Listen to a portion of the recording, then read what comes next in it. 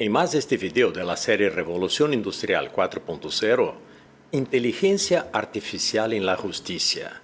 En este video vamos a ver los problemas y críticas que tienen los sistemas judiciales, vamos a ver cómo mejorar las investigaciones y cómo agilizar los procesos.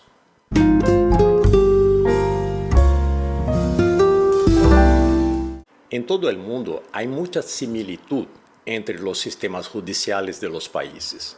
Normalmente los casos se dividen en el tipo de proceso, por ejemplo, los casos civiles y los casos criminales, pero en general los procesos siguen una línea de recibir la demanda, recibir los argumentos de las dos partes, de la parte que demanda y de la parte demandada, investigar las pruebas, comprobar las pruebas y llegar a una decisión diciendo esto fue lo que pasó o esta es la persona que le debe a la otra persona.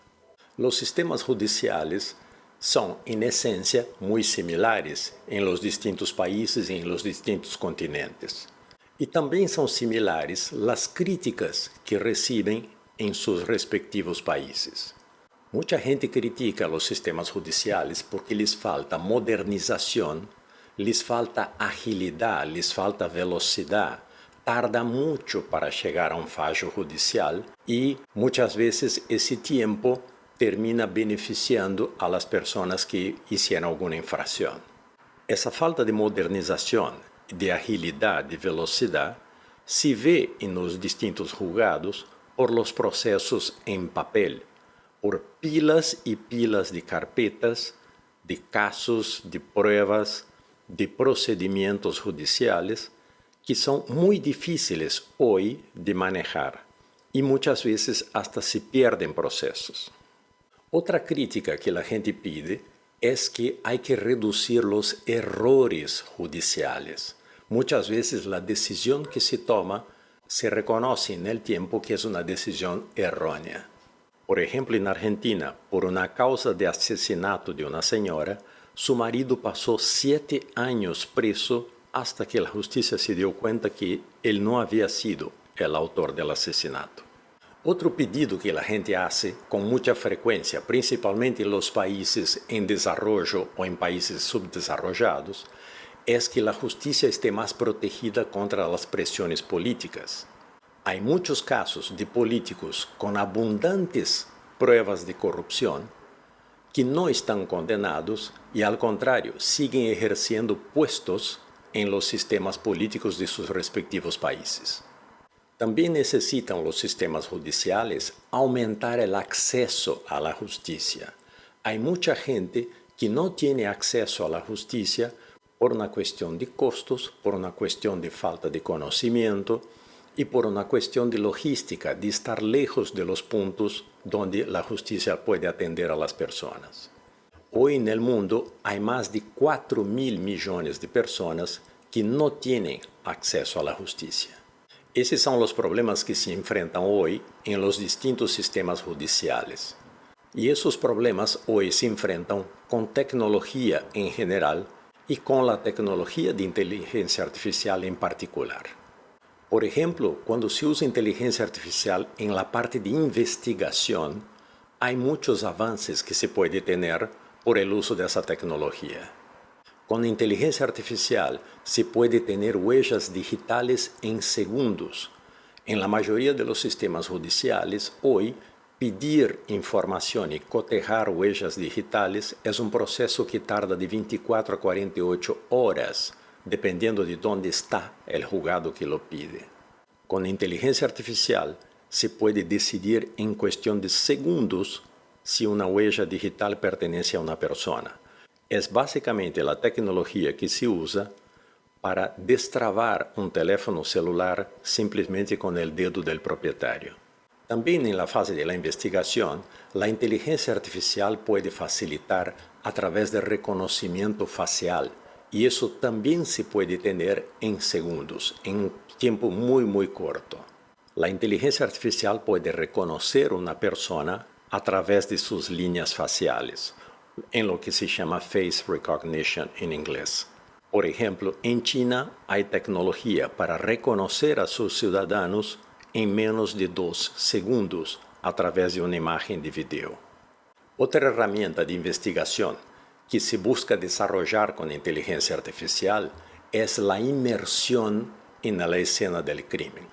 Se pode gravar a escena do crime com câmeras especiais, de forma que os investigadores depois podem estar na escena do crime usando antiparras de realidade virtual e dessa forma podem recorrer a escena do crime uma e outra vez por muito tempo, sem ter a necessidade de ter a escena do crime fisicamente disponível por todo esse tempo. Também com a inteligência artificial podemos facilitar muitíssimo e ter muito mais certeza de resultados na análise de vídeos. Hoje temos câmeras por todos lados. Temos câmeras públicas em las calles e temos muitas casas e muitos negócios que também fazem suas gravações do entorno por uma questão de segurança. Todo isso genera muitos vídeos de distintos ângulos, vídeos de distintos momentos em que as pessoas, os que cometem delitos, passam por las zonas onde se está gravando. O processamento desses vídeos hoje é algo que é possível por pessoas, pero sí é algo que consome muitíssimos recursos e pode levar, por uma questão de cansancio, de fadiga, a decisões errôneas.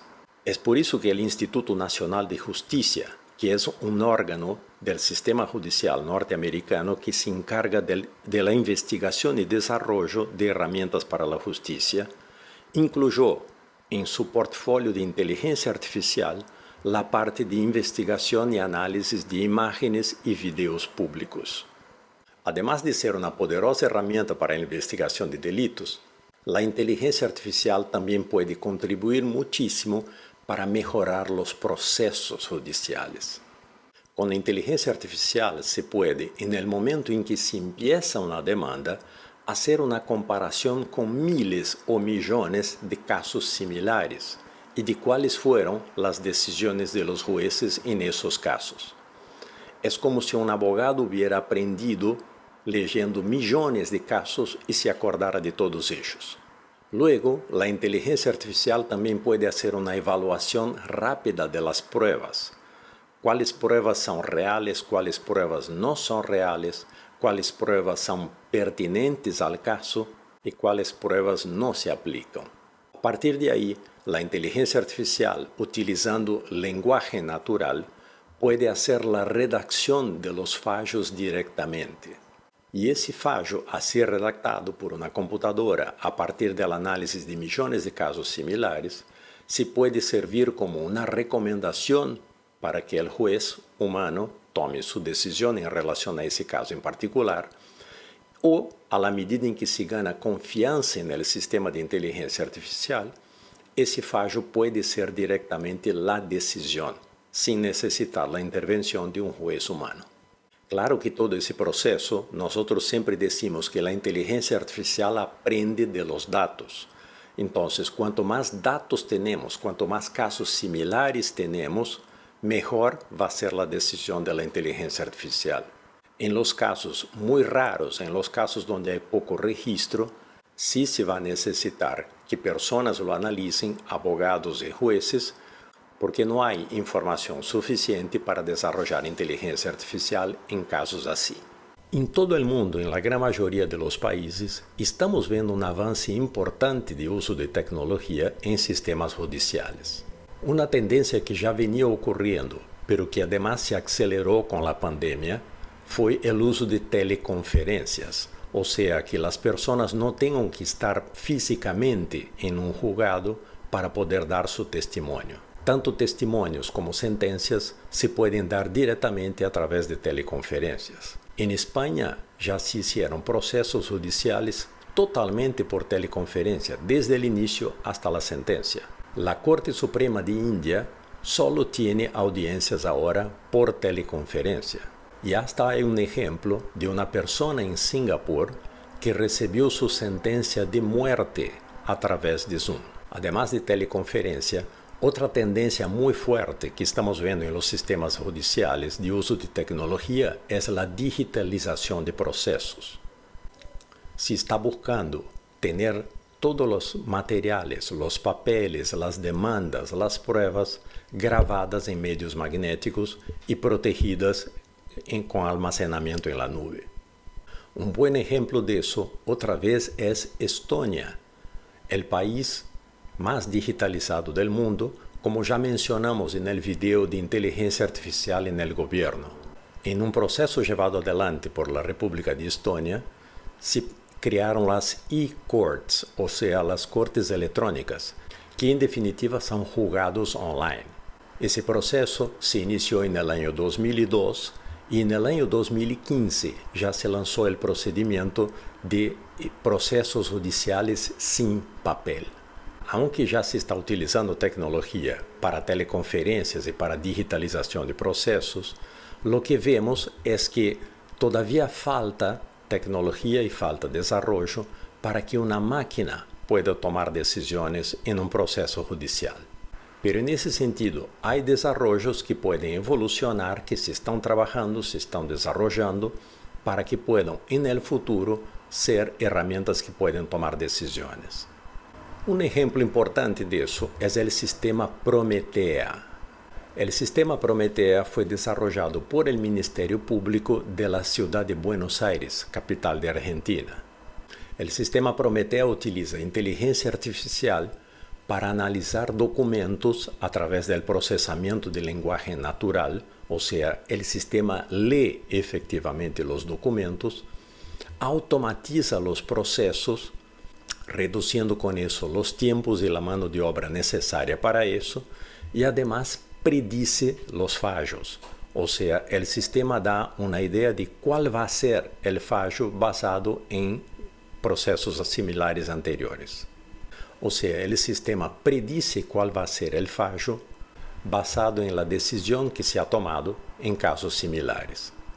En la descripción de este video les dejo un link para acceder a un documento de la Organización para la Cooperación y Desarrollo Económico, la OCDE, que describe el sistema Prometea, entre otras herramientas para automatización de la justicia.